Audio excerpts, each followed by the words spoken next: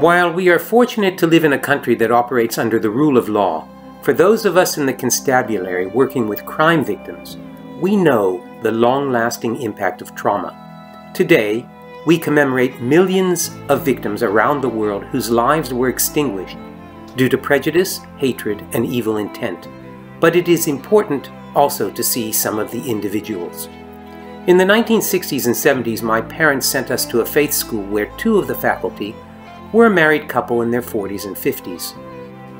Abram and Ruth always dressed formally in the days when men wore suits and felt hats and women long-sleeved dresses. She taught primary and he instructed the upper boys. Always with a smile, they were a quiet, lovely, European-accented couple. For a year, my father engaged Abram to tutor me for an hour each week at his home. Ruth always offered a cup of tea and biscuits at the end of our lesson. One day, I noticed a row of blue numbers tattooed into the left part of Abram's forearm. Both had survived the Holocaust. Back then, nearly 3 decades after the events, survivors seldom spoke publicly about their experiences. Eventually, I learned that while he worked in a slave labor camp in Poland in the 1940s, Abram's first wife, 3-year-old daughter, and siblings were murdered by the Nazis. He escaped the camp and was hidden by a Catholic farming family from 1944 until war's end. Ruth was sent with her parents and sister to live in the Warsaw Ghetto. Her father, on his deathbed, ordered the girls to escape.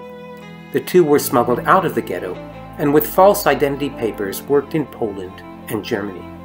In 1945, she was discovered by the German Gestapo, but miraculously was soon freed by Russian soldiers.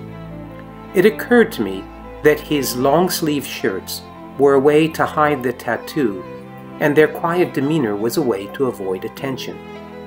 Then I understood a lesson that has remained with me for life, that even though they were victims of a systemic effort to dehumanize and exterminate millions, their lives were colored by unwanted feelings of shame. The emotional pain and physical suffering hadn't been enough. Decades were spent erasing horrible memories.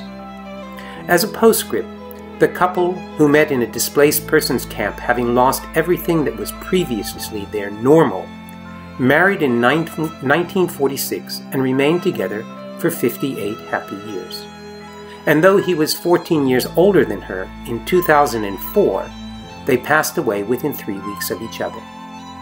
To me, the trauma impact on each survivor is a reason we should never stop observing Holocaust Memorial Day. Thank you.